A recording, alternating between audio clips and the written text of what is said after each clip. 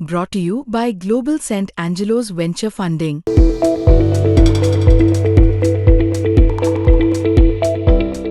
संभाजी भिडे यांच्या नेतृत्वाखाली दरवर्षीप्रमाणे यंदाही लोहगड ते भिवगड अशी ऐतिहासिक मोहीम आयोजित करण्यात आली होती। या मोहिमेत हजारो धारकरी सहभागी झाले होते। या निमित्तानं संभाजी भिडे हे कर्जत येथे दाखल झाले।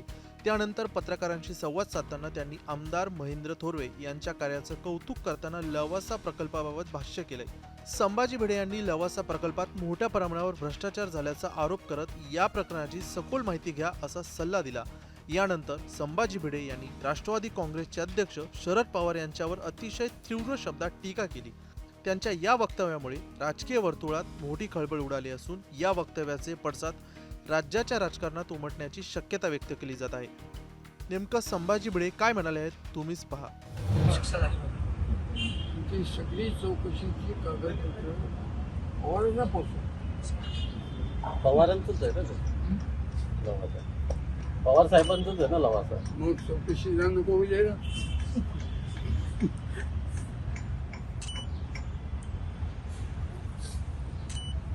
शेक्सपियरच्या नाटकात तो स्त्रीबद्दल बोलताना बोलतो, jealousy thy name is woman. हे स्त्री केवळ मत्सरग्रस्त इतकंच तुझं वर्णन करता येईल, मला जास्त करता येणार नाही।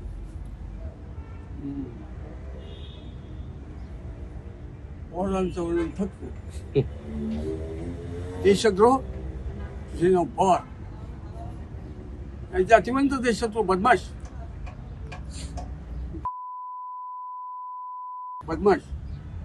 महाराष्ट्राला देशाला लागलेली कीड आहे आणि राज्यात नाही असली कीड। मोदी मोठे गिळगा वाटत नाही, कीड लागली लवासाची काढून टाकू।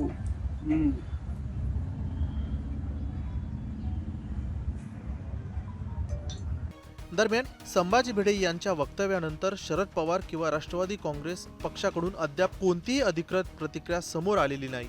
मात्र या वक्तव्यामुळे नव्या राजकीय वादाला तोंड फुटण्याची चिन्ह दिसत आहेत। ब्युरो रिपोर्ट, मुंबई तक।